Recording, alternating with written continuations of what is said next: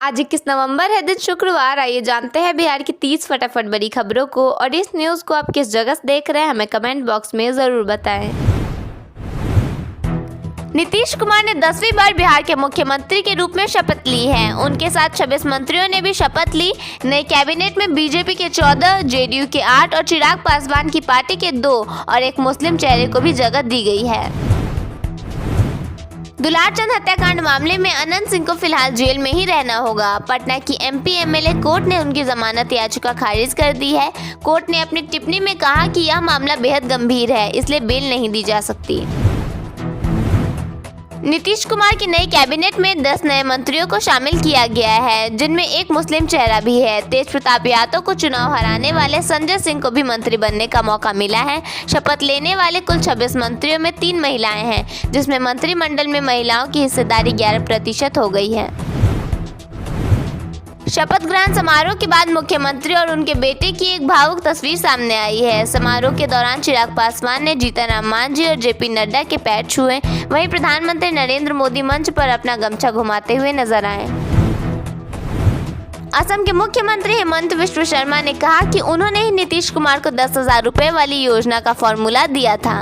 उन्होंने बताया कि जेडीयू के बुलावे पर ही उन्होंने इसका प्रेजेंटेशन दिलवाया था, जिसके तहत 1.5 करोड़ महिलाओं के खातों में पैसे डाल दिए गए।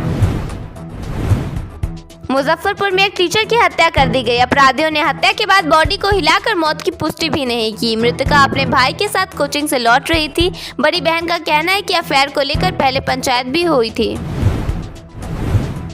प्रशांत किशोर ने पश्चिमी चंपारण में मौन उपवास रखा। इस पर मनोज भारती ने कहा कि यह जनता से जुड़ने और अपनी कमियों को समझने का एक प्रयास है। मधेपुरा में पप्पू यादव ने बीजेपी और जेडीयू के गठबंधन को मजबूरी की सरकार बताया है। उन्होंने दावा किया कि बीजेपी 3 महीने के भीतर जेडीयू को तोड़ देगी। साथ ही उन्होंने मुख्य चुनाव आयुक्त पर भी आरोप लगाए हैं। मोतिहारी में मां के इलाज के लिए रखे गए 4,800 रुपए के विवाद में छोटे भाई ने बड़े भाई के सीने और पेट पर चाकू से कई वार कर दिए। गंभीर रूप से घायल बड़े भाई की इलाज के दौरान मौत हो गई। बेगूसराय में एसटीएफ और अपराधियों के बीच मुठभेड़ हुई, जिसमें कुख्यात अपराधी नीरज कुमार के पैर में गोली लगी है। घायल होने के बाद उसने कहा कि उसके साथ अब कुछ भी हो सकता है। दरभंगा में दीक्षांत समारोह से पहले मिथिला यूनिवर्सिटी में भारी हंगामा हुआ। छात्रों ने कार्यक्रम में अव्यवस्था का आरोप लगाते हुए कुलपति के आवास का घेराव किया। बांका में फर्जी सर्टिफिकेट के आधार पर नौकरी कर रहे एक टीचर को गिरफ्तार किया गया है। आरोपी पिछले 2 साल से फरार था। गिरफ्तारी के बाद उसे न्यायिक हिरासत में भेज दिया गया है। खगड़िया के परवता में खाना बनाते समय हुए हादसे में आग लगने से 3 घर जलकर राख हो गए। इस घटना में लाखों की संपत्ति नष्ट हो गई। प्रशासन द्वारा मुआवजे की प्रक्रिया शुरू कर दी गई है। शपथ ग्रहण समारोह में प्रधानमंत्री मोदी का एक समर्थक हनुमान का वेश धारण करके पहुंचा। वहीं गांधी मैदान में एक चाय वाला अपने सिर पर बात का नक्शा बनाकर आया था। इस दौरान पवन सिंह और मनोज तिवारी ने "हाँ हम बिहारी हैं" जी गाकर समा बांध दिया। बिहार का मौसम आज सामान्य बना रहेगा। राज्य में सुबह और शाम के समय हल्की ठंड महसूस होगी, जबकि दिन में गर्मी का एहसास होगा। बिहार में न्यूनतम तापमान लगातार 10 डिग्री सेल्सियस से नीचे रहने के बाद पछुआ हवा की रफ्तार कम हुई और पारा थोड़ा ऊपर चढ़ा, लेकिन राहत कम को आसा ज्यादा देखने को मिल रहा है। मौसम विभाग चेतावनी दे रहा है कि अगले 24 घंटों में मौसम एक बार फिर करवट ले सकता है। पटना से लेकर गया तक अस्पतालों में दिल और सांस के मरीजों की संख्या 1.5 गुना तक बढ़ चुकी है। सर्द हवा और बढ़ते प्रदूषण का मिला जुला असर चिंताजनक हो रहा है। बाबा साहब भीमराव अंबेडकर विश्वविद्यालय ने दस्तावेजों की कमी और जांच रिपोर्ट अधूरी होने के कारण 12 से अधिक कॉलेजों के एफिलिएशन प्रस्ताव रोक दिए हैं। कई कॉलेज मानक पूरे नहीं कर पाए। नए सत्र 2026-30 के लिए पोर्टल खुला है, लेकिन गाइडलाइन जारी न होने से कॉलेजों में भ्रम है। भारत सरकार ने रोजगार सृजन के लिए प्रधानमंत्री विकसित विकास योजना शुरू की है, जिसके तहत 3.5 करोड़ नए रोजगारों के लिए प्रोत्साहन राशि दी जाएगी। हरियाणा इस योजना में चौथे स्थान पर है। नए कर्मचारियों को 15,000 रुपये तक का अतिरिक्त भत्ता मिलेगा और प्रतिष्ठानों को भी प्रोत्साहन राशि मिलेगी। आवेदन के लिए पोर्टल बनाया गया है और ईपीएफ रिटर्न में चूक पर पेनल्टी नहीं लगेगी। नीतीश कुमार ने 10वीं बार बिहार के मुख्यमंत्री पद की शपथ ली। इससे पहले पवन सिंह और मनोज तिवारी ने गाना गाकर कार्यक्रम की शुरुआत की।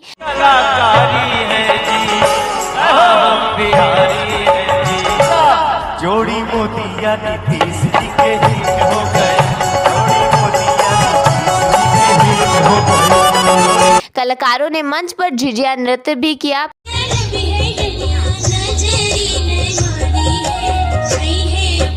प्रधानमंत्री मोदी ने गमछा घुमाकर लोगों का अभिवादन किया। मंच पर चिराग पासवान ने नड्डा और मांझी के पैर छुए। गांधी मैदान में जीविका दीदियों की भीड़ दिखी।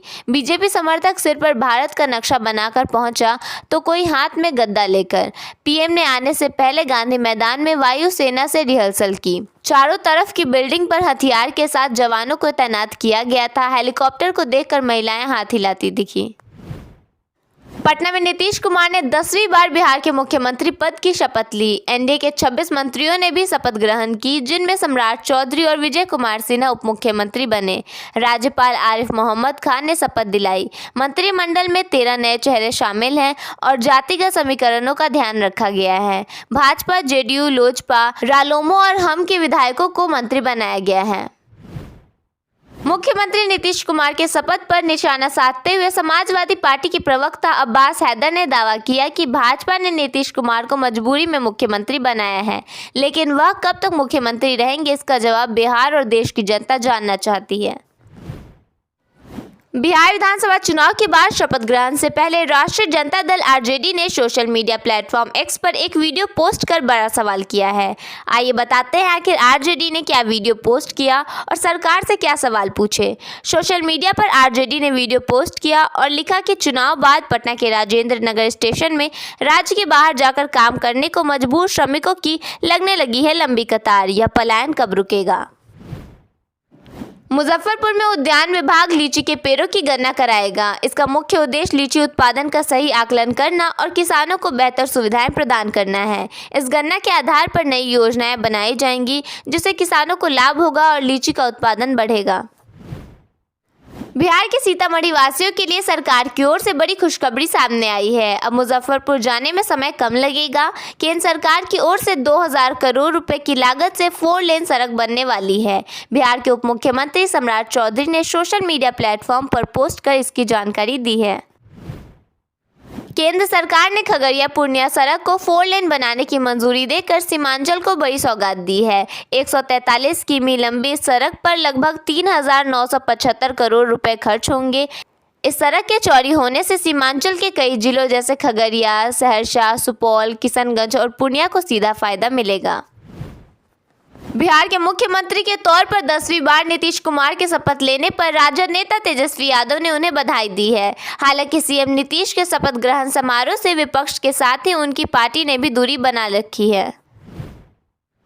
दुलारचंद यादव हत्याकांड में आरोपी बनाए गए बाहुबली अनंत सिंह की जमानत याचिका कोर्ट ने खारिज कर दी है। जानकारी के मुताबिक जेल से बाहर आने के लिए वह पटना हाईकोर्ट जाने की तैयारी में है। कैमूर जिले के चैनपुर विधानसभा क्षेत्र के विधायक मोहम्मद जमा खान ने चौथी बार मंत्री पद की शपथ ली है। बसपा के टिकट से 2020 में जीत दर्ज करने के बाद वे जेडीयू में शामिल हुए और पहली बार मंत्री बने। 2025 में उन्होंने जेडीयू के टिकट पर 8362 मतों से जीत हासिल की। उन्होंने क्षेत्र के विकास के लिए तत्पर रहने की बात कही। नीतीश कुमार ने आज 10वीं बार बिहार में मुख्यमंत्री पद की शपथ ली। नीतीश सरकार की जोरदार वापसी के पीछे महिला वोटर्स हैं। आज शपथ ग्रहण के लिए सुबह से ही महिलाएं गांधी मैदान में पहुंच गई थी। कोई नीतीश कुमार के शपथ ग्रहण में शामिल होने के लिए सुबह 3 बजे से ही जगा हुआ था, तो कोई बिना खाना बनाए ही 6 बजे से लंबी लाइन में लग गया। महिलाओं ने कहा कि नीतीश कुमार की वजह से हमारे अंदर एक जुनून जगा है कि हम महिलाएं भी मर्दों का सहारा ना लेकर खुद ही अपना राज चला सकती हैं। वह हमारे लिए देवता है। SKMCH गेट के समीप बाइकर्स गैंग के अपराधियों ने बुधवार की शाम महिला काजल कुमारी के गले से मंगलसूत्र छीन लिया। पीड़िता काजल कुमारी औराई थाना के भलूराडीह गांव की रहने वाली हैं। वह अपने पति व मां के साथ इलाज कराने व खरीदारी के लिए शहर आई थी। मुजफ्फरपुर जिले के उत्पाद विभाग की टीम ने सरैया थाना के मोहम्मदपुर नया टोला में छापेमारी करके बुधवार को एक डीसीएम ट्रक से भारी मात्रा में शराब बरामद किया है। ट्रक के अंदर बनाए गुप्त तहखाने में 150 कार्टन विदेशी शराब छिपा कर रखा गया था, जिसकी खुले बाजार में कीमत करीब 15 लाख रुपए आंकी जा रही है। छापेमारी के दौरान 2 धंधेबाज को भी गिरफ्तार किया गया है। अमेरिकी कांग्रेस में दाखिल की गई एक रिपोर्ट में दावा किया गया है कि इस साल मई में भारत के साथ संघर्ष में पाकिस्तान का पलड़ा भारी था और चीन ने इस संघर्ष का फायदा उठाते हुए अपने हथियारों का परीक्षण और प्रचार किया। रिपोर्ट में एक जगह यह भी कहा गया है कि पाकिस्तानी सेना की 4 दिन के संघर्ष के दौरान भारत पर हासिल की गई सफलता में चीन के हथियारों की भूमिका दिखी। साथ ही रिपोर्ट में जम्मू कश्मीर के पहलगाम में इसी साल 22 अप्रैल को हुए हमले को विद्रोहियों का हमला भी बताया गया है। इस रिपोर्ट के आने के बाद भारत में भी प्रतिक्रियाएं देखने को मिल रही हैं। विपक्षी पार्टी कांग्रेस ने इसे भारत की कूटनीति के लिए गंभीर झटका बताया है।